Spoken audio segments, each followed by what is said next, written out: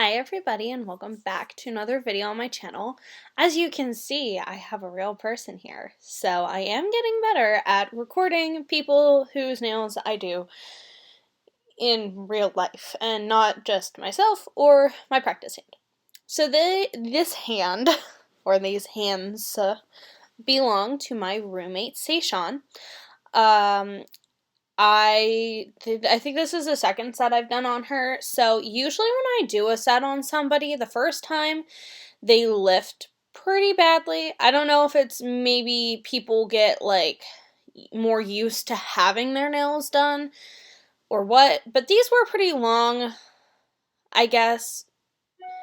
I think they look a lot longer than they appear because Seishan has beautiful long nail beds that I'm jealous of. Her cuticles are also my favorite to work on because they're kind of like a spreading cuticle, and she used to be a nail biter, which doesn't show except maybe in how the cuticle grows, but this could just honestly be how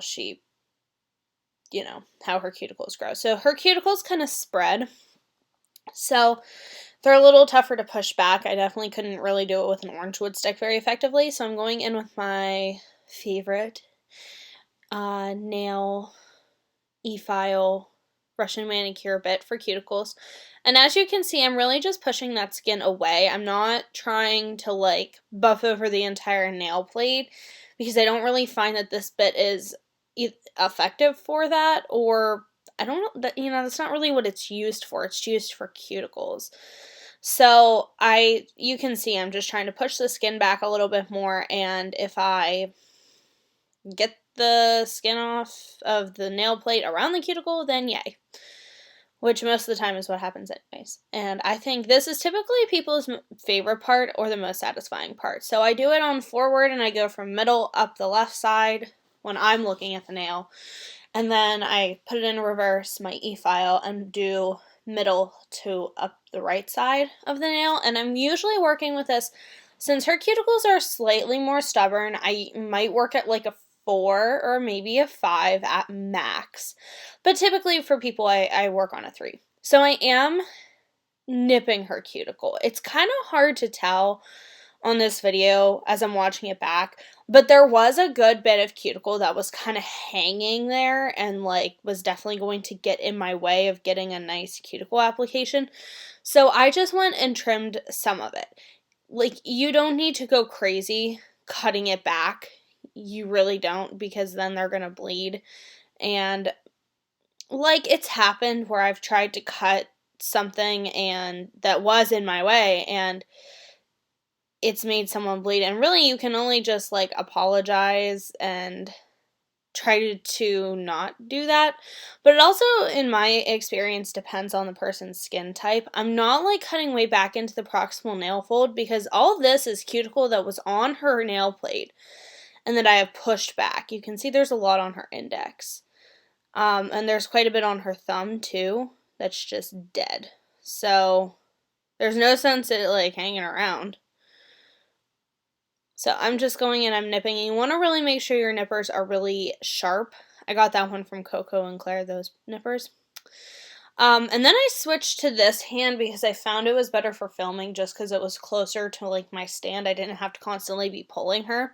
So I'm just removing the shine off of her nails with an arbor band. This would be probably about a 180 grit. And then I go over the entire nail just to make sure that that acrylic is like roughed up and slightly more even than it was when I, took it down with a really coarse bit. You really want to make sure that you do get into those cuticles with the arbor band. It doesn't need to be a super heavy touch. I think this is probably on like a 3. And I'm really just removing the shine. That is like, it's literally its only purpose. Sorry, I wasn't like completely in frame there. But yeah, you can see that I will do that.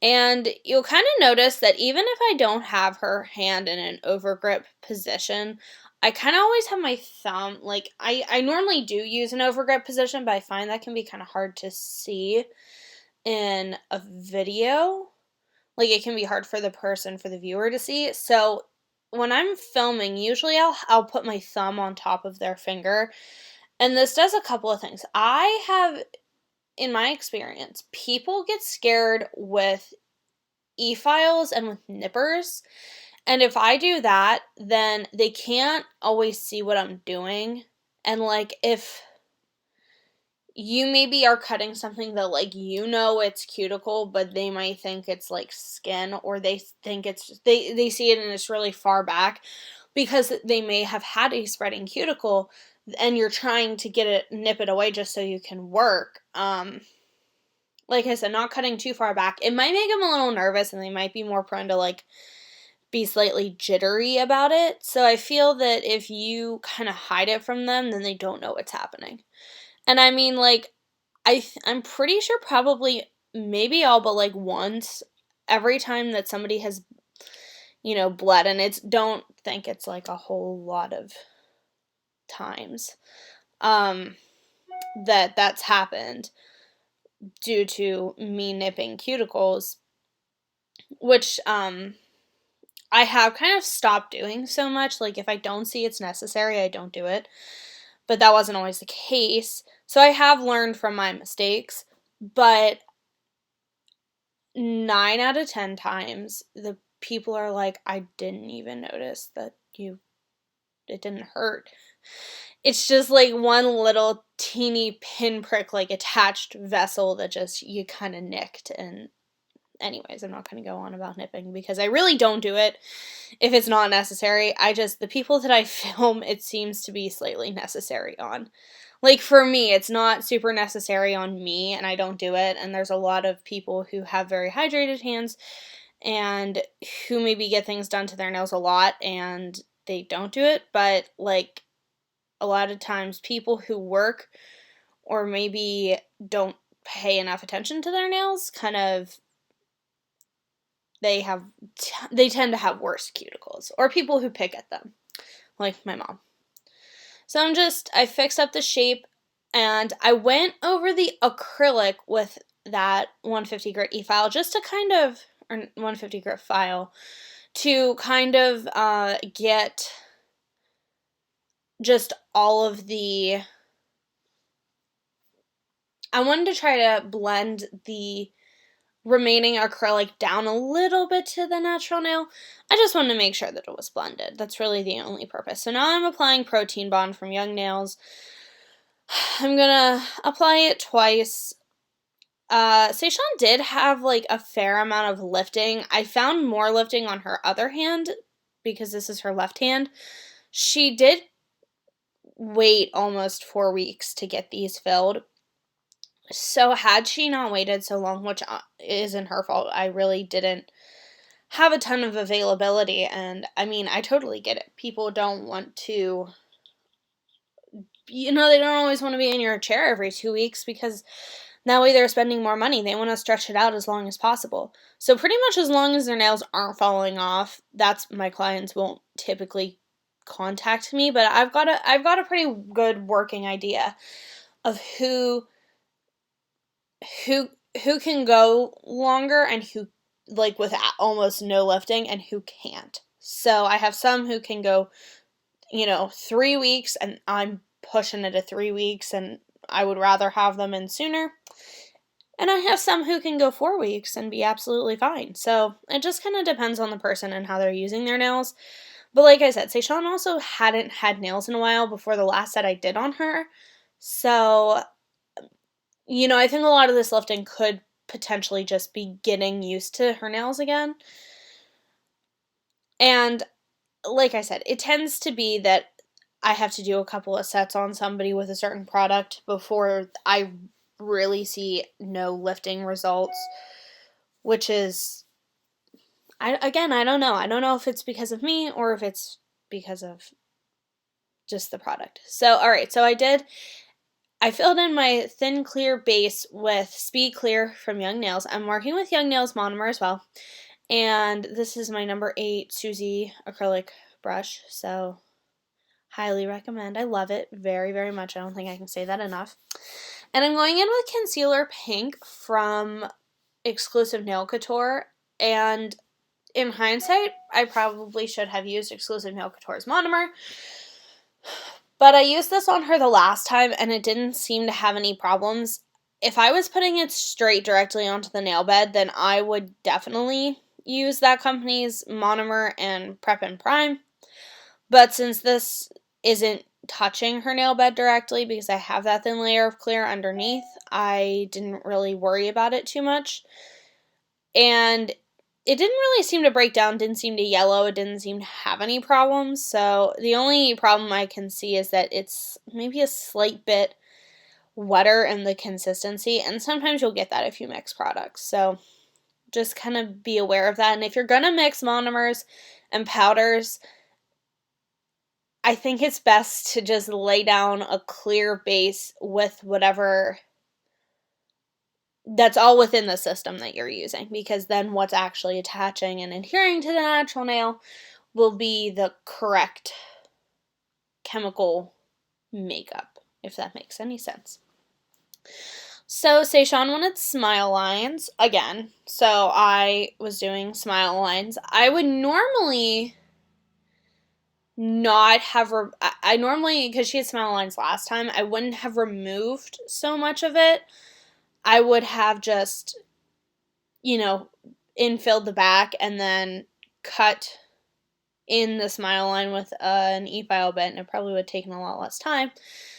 But in order to get the amount of lifting off that she had, I needed to remove a lot of the product that was already there, so I kind of have to rebuild my smile lines, which isn't the biggest deal in the world. I mean, if you think about it, I would rather take care of the lifting and assess it from the bottom up than having to, than just slapping product on, hoping for the best, and then her developing some sort of like greenies or something like that. So she is getting, excuse me, I just woke up not that long ago, so I'm doing this voiceover and I'm still, my coffee is still not kicked in. So she wanted smile lines on every nail. And you'll see what we're going to do. It's a really cute nail design. Seishan does like smile lines, and I do think they make her fingers look longer. I also like to do smile lines. People don't tend to want them very often. It's more trendy now, I guess, to have like a different colored tip or maybe something special. I don't know. So, because like the last time, the smile line was slightly kind of, it wasn't really rounded at the top, it was kind of to a point, but still curved. And then I had there was black swoosh and different colors of pink swoosh. I don't know, it's kind of hard to explain, but it was really pretty. And so I think it's kind of more on trend to have the smile line be a little bit different in a way, and I think that's kind of how people do it now, is they'll, do a different color tip, or they'll kind of change up what the smile line itself looks like. I prefer French, honestly. I do just like regular French. That's probably my favorite. If I had to pick a nail design that I would say goes with everything, French would be it. So I'm just making sure that all of those smile lines are really nice and tidy. I start by draining my bead, and then I place it towards the top of the nail, and I'm making the part of the smile line that I need to bud the color up to. And it's really important when you're doing smile lines to make sure that it's high enough on all sides. So even down into the side walls, it needs to have some height, like a wall kind of, because you need to bud whatever color you are going to use up to it. And it doesn't need to be a perfect smile line, because we can come in and file it. That is the beauty of doing smile lines with acrylic. I love doing French with acrylic or hard gel, either one. I love building Frenches in, I guess. That's how I would explain it. Because I do have that opportunity to make the smile line very crisp, and I can, file it to make it really nice. And I can kind of shape it with my brush, which I like. I don't like shaping the tip with my brush as much. like how you would do a gel polish or a traditional style French, because this is technically the reverse French method. But I would, I do like this because, like I said, I can get that well, and then you can pretty much slap the color on however you want and then file it away, and you get this really nice crisp smile line that is just beautiful, and it's so satisfying to see it. It's almost like filing away a color block, because I don't know which one of these videos is going to end up going up first, probably not this one, but I've mentioned before that if you can do a French, you can do a color block. So if you are able to master this, then you can do a color block. Like I said, just make sure that your nails are high up enough that they have that wall. And you might be thinking, oh my gosh, that is too thick of a nail. It is, but you also need to have that wiggle room for that color to go up to, and you need to have that wiggle room as well for the cuticle to get filed down and to make sure that you actually have an apex in your nail. Otherwise, it's not going to last. And since these nails aren't like terribly, they're not that much longer than Seychelles nail bed. It looks like it is, but it's really not. I mean, you don't need like a ton of an apex, but you still want some. It doesn't need to be super duper high, but you still want some thickness in the middle of that nail in that stress area to prevent it from breaking. So I'm just kind of patting it and tightening it up, and then we will file them, probably. Yeah, just make sure you get all the corners. That's probably another tip that I would give. Just kind of like with color blocking, you want to make sure you get all of the corners well. Oh, those look beautiful.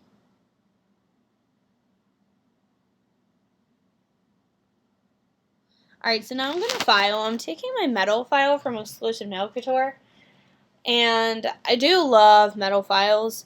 I just feel like you can get a really straight, crisp line with them. So that's why I also use them for shaping. I believe this is probably an 80 grit, like file sticker. So I'm just making sure to file it really crisp. And it will make it look a lot better, in my opinion. The metal files just seem to be a little easier because they're thinner and because they're firmer than a regular file. You can really bud them up right up to that wall, straight up to the wall, and get it ready, get that smile line ready for color to be applied to it. So as you can see, this is kind of like a deeper smile line. I prefer deeper smile lines. You could obviously not have as deep of a smile line. It's, totally up to you. That's the really great thing about this, is that you can make it however you want. Sometimes you kind of have to grip the thumb a little bit differently. I did have to kind of do that overhand.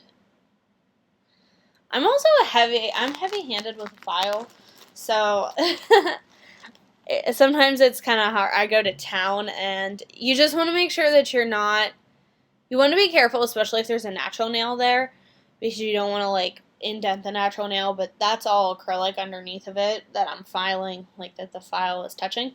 So you would definitely want to make sure that you don't snap it, because I have done that before and it's terrible. Alright, so now I'm going in with, I forget what color it is. It's from Glam and Glits, that I do know. And it's like a bubblegum pink. And it is a pretty pink. I do like it. I don't think I'd ever used it on anybody before. Maybe I actually did use it on Seychelles in her last set. But yeah, so since it's a colored powder, I do kind of instinctively want to cap it in clear. So I want to try to keep it somewhat thin and still, cover what I need to cover. Just make sure you get all that dust out of your smile lines. So I find with this color, sometimes it does marble. Like I said, it's from Glam and Glits, and some of Glam and Glits' powders do marble. So then I just kind of roll it on to the nail instead of placing it on, because I find that it marbles most where it comes in contact with the brush.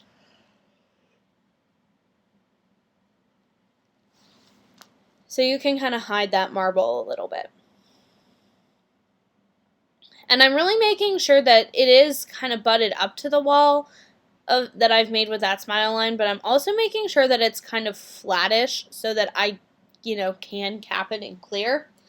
It doesn't really matter if you get it on top of the smile line because it's going to get filed away anyways. And I tend to like to make sure that the wall that I made with my smile line is covered with whatever color I'm using. I just think that it looks better. I think that it looks more... I guess I have color blocking on my nose right now, so I'm trying to look at it and like think about it. I think that it looks more like you hand painted it, because if you left that wall there, you could see it through with the clear. It's really just it's a preference. It's a different look, but I think that it looks better if I kind of bud that color right up to that wall on the smile line. I'm getting a ton of emails. This is usually about the time of morning. It's like 9:40 in the morning on a Wednesday that all my emails come in. I don't have classes this week, so I'm trying to be more dedicated to YouTube. It's not Thanksgiving break or anything. It's supposed to be makeup week for our placement, which I'm sure you didn't really care to know, but there you can know about my college experience. So I'm just going through and repeating that on all of the nails. It does get a tad repetitive, so usually by like the 5th nail or like the 4th nail, I'm kind of like, okay, I'm over the smile line. I know some techs absolutely hate smile lines, and I do understand because it can kind of be hard to get them all to match, but I do know that, I think they're so satisfying. They're so nice. I think they're very classy looking, and they kind of make for a nice accent nail, I guess. Or like if someone is looking to just switch it up, or maybe if somebody doesn't love a ton of color on their nails, like I know that I have a couple of clients who maybe wouldn't go for a super duper dark color on their entire nail, but they're okay with it being on like just the tip of their nail. Which I think, like, that's kind of a nice way to, like, branch into getting colors. So, and like I said, you can do this with hard gel. I can't even really say if it's easier or harder with hard gel. I think it would kind of depend on the viscosity of the gel that you're using. Obviously, if you are using a viscosity that is thinner, or a runnier gel, you're going to have a harder time with it, but I prefer to do this. If I were to do this in gel, I would use Young Nails pink, or concealer pink, or I think that's what it's called. Yeah, and then I thought they had a peach one in gel. But anyways, I would use one of their like sculptor or concealer colors because they have a very they're very thick and they don't really move once I put them down. So that's what I would do. Alright, so now I'm going to cap these babies in clear. And I'm just really going to cap the tip. I don't feel the need to cap, the rest of the nail because it's not, I have my structure built in with that nude. So I will blend it back. That's important, to blend it back towards the tip, just because you don't want to have a harsh line because even though it's clear, it might show. So always blend your acrylic back. It's worse if it's the same color. As I said, it doesn't tend to happen with clear so much, and truth be told, you would probably be filing most of it away. most of the clear on the nail bed anyways.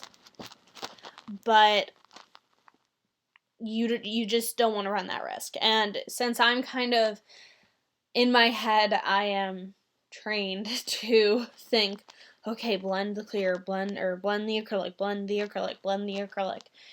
You know, it's just a habit. So it's not one that you necessarily have to get into, but it does help me. And it helps me when I'm working with, like, cover colors. And you could do this with gel polish. I've seen that done. That was a big deal with, I don't know if you guys remember, it was like, I'm pretty sure it was just towards the end of last year. It feels like literally forever ago when 3D French was like a really big thing. Flashbacks to that. I have PTSD. It was not a fun time. So people who hated French were really not happy if the 3D French was like a thing. It was definitely a really cool look, but it was not tech's favorite to do. It was really dimensional and it was neat, but yeah, no. It kind of, you know, reminds me, like, you can do it with gel polish. I saw a lot of people doing that with gel polish. So they would, like, you know, build the wall and then, like, build the wall of the acrylic on the smile line and then put down the gel polish, and they would make sure that it's up on the wall, and then they would cure it and then cap it in clear, maybe remove the dispersion layer, cap it in clear. I don't know. I ever only did it once. Nobody asked me for that because I really didn't do too many people's nails at the time. And a lot of people don't really know anything about trendy nails. Like, I have to introduce them to a lot of popular nail art things like chrome or foils. They just don't know, which... Oh, excuse me. My goodness, I'm tired. That's not through any fault of their own that they don't know nail art trends, but typically I have to introduce it to them. So, like, and they always say, like, if you don't want to do something, don't wear it as a nail tech, because people are always going to look at your nails and they're going to be like, I like your nails. I want that nail, which I literally had happen to me yesterday. My friend was like, wow, I really like that color block. And I was like, I don't know if I want to do that. So, yeah, you just have to kind of be mindful.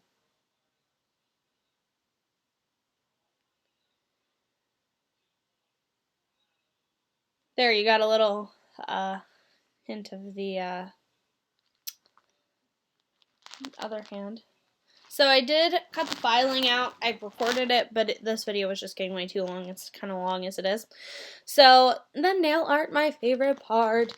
So we are doing some stamping. Seishan wanted cherries, little cherries, and then the red part of the cherry would be a gemstone. She wanted that on her ring finger and her index finger. And so I have a little stamping plate with cherries. So I'm using, I believe the color is, I'm not sure of the number, I want to say 8. I just showed you that, stamping with the cherries. But the stamping polish I used was definitely from Clear Jelly Stamper. And it was, like I said, I believe it was number 8, which is Dollar Dollar Bill. It was definitely the just like primary green color. And then the plate that I used was Bougie from CJP. So, or not CJP, sorry, CJS, Clear Jelly Stamper. I always mix that up. So now I'm going in with, I just dotted Bling Gel from Poochie's Nails onto basically just where I want the gems, which is on the little cherry parts. And I'm just going to go place the cherries onto the nail right here, like this, the little cherry gemstones, and these ones worked perfectly. The only thing that I didn't like, which I don't know, it's never really happened to me before, or I haven't noticed, maybe because I'm putting the gems closer together, is that they were kind of sliding around a little bit. So I did notice that, like, before I went in to have her cure, like, I had to have her cure, like, right away. I definitely couldn't have done this nail and come back to it and, you know, and then cured it because the gems would have been all out of place. So I just kind of nudged them to be in place, and I have her cure it real quick, and then it was fine. So, alright, so I had her cure again, or I had her cure that one time, I guess. And now I'm just going to repeat the same thing on the other finger. I thought that this was so, so, so cute.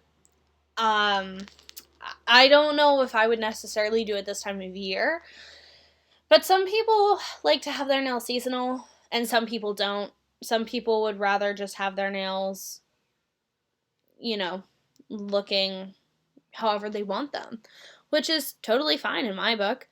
You know, you want to have Christmas nails in July, go for it. You want to have cherry nails when it's like snowing, go for it. Like, that's your style. So she was really happy with how these turned out. I do know that I forgot to fill in the green leaves on the other finger. So since obviously it's not like I didn't even notice it until the next day when I was looking at the picture I took of her nails. And I was like, oh my gosh, I forgot to fill in those leaves because it was a separate stamp. Normally I think you're supposed to stamp the stems black or maybe a different green color. And then put in the leaf later, and I did not do that. So it's not like I said, it's not like I had to call her back or anything. I just kind of knocked on her door and was like, hey, can I put some green things on your nail now? And she was fine with it. She didn't even notice it until I had pointed it out. So that just goes to show, like, if you make a mistake, not the end of the world.